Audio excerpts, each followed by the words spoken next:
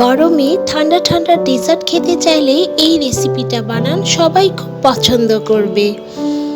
বাসায় গেস্ট ছিল, তাদের এই রেসিপিটা বানিয়ে দিলাম, কেউ বুঝতেই পারলো না এটা কি দিয়ে বানানো।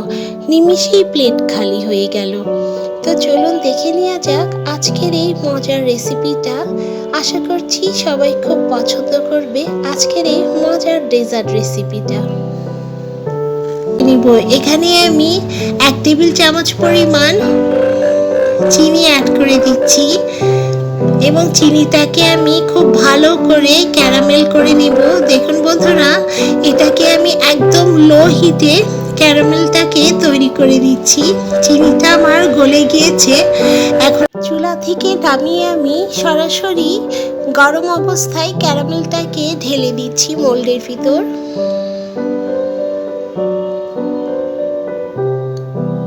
এবং খুব ভালো করে মোল্ডের চারিদিকে এটাকে ঘুরিয়ে ঘুরিয়ে ক্যারামেলটাকে সেট করে নিচ্ছি।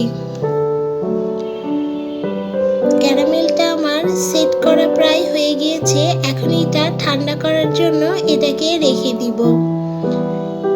চুলায় এখন একটি পাত্র বসিয়ে এখানে আমি 1 চা চামচ পরিমাণ ঘি অ্যাড করে এখানে আমি হাফ বাটি পরিমাণ লাচ্ছা সেমাই অ্যাড করে দিয়েছি এবং লাচ্ছা সেমাইটাকে দিয়ে 1 মিনিট পর্যন্ত এটাকে একটু লো আছে এটাকে ভেজে নিব।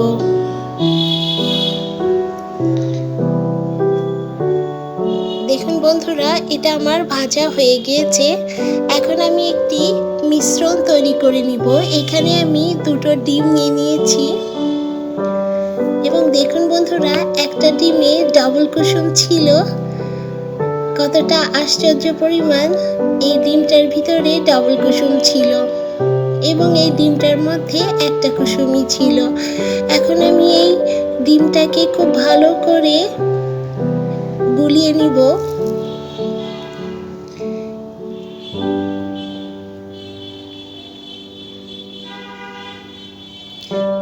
সো দেখুন বন্ধুরা, ডিমটা আমার খুব ভালো করে মিশিয়ে নেওয়া হয়ে গিয়েছে। এখন আমি এখানে হাফ কাপ পরিমাণ দুধ অ্যাড করে দিচ্ছি, গুঁড়ো দুধ, এবং এখানে আমি হাফ কাপ পরিমাণ চিনি অ্যাড করে দিয়েছি। চিনিটা আপনারা যে যার টেস্ট অনুযায়ী অ্যাড করে নেবেন। যেহেতু এখানে আমি কনডেন্স মিল্ক অ্যাড করছি না, সো এখানে আমি চিনি অ্যাড করে দিচ্ছি। এবং এই গুঁড়ো দুধ আর চিনিটা দেওয়ার জন্য কিন্তু অসম্ভব পরিমাণ এখানে মজা লাগবে। এখানে কোনো প্রকারের কনডেন্স মিল্ক অ্যাড করার কোনো দরকার নেই।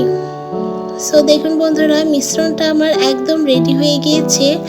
এখানে এবার আমি 1 কাপ পরিমাণ তরল দুধ অ্যাড করে দিচ্ছি। আপনারা এখানে চাইলে ভ্যানিলা এসেন্সও অ্যাড করতে পারেন, বাট এখানে আমি কোনো কিছুই অ্যাড করব না। খুব ভালো করে মিশ্রণটাকে আমি গুলিয়ে নিচ্ছি।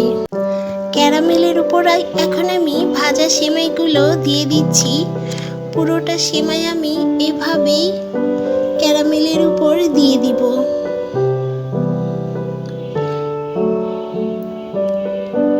সো দেখুন বন্ধুরা, ক্যারামেলের উপর আমার সমস্ত সেমাইগুলো দিয়ে দেওয়া হয়ে গিয়েছে।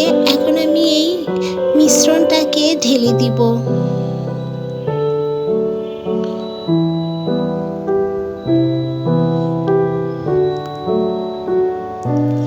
এখন আমি চুলায় এটাকে 30 মিনিটের জন্য ঢেকে বেক করে নিব। দেখুন বন্ধুরা, 30 মিনিট পর আমি ফিরে আসছি এবং কতটা সুন্দর পরিমাণ পারফেক্টভাবে আমার পুডিংটা কুক হয়েছে।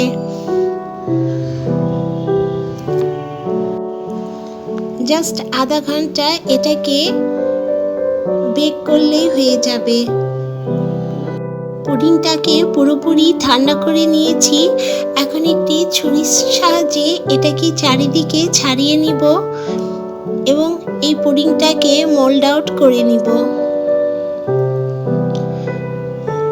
দেখুন বন্ধুরা, মাশাআল্লাহ কত সুন্দর একটা কালার আসছে এবং খেতেও কিন্তু অসম্ভব মজার হয়েছিল।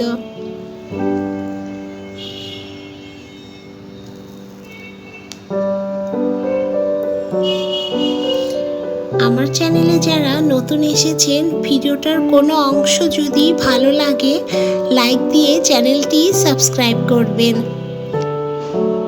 তো তৈরি হয়ে গেল মজাদার সেমাই পুডিং। আমার বাসায় গেস্ট ছিল, তাদের এই রেসিপিটা বানিয়ে দিলাম। কেউ বুঝতেই পারলো না এটা কি দিয়ে বানানো, নিমিষেই প্লেট খালি। এবং সবাই খুব প্রশংসা করছিল যে খুব মজার একটি রেসিপি, এই গরমে কিন্তু খুবই দুর্দান্ত লাগবে খেতে। তাই আপনিও আজই ট্রাই করুন। আশা করছি ভিডিওটা ভালো লেগেছে সবার।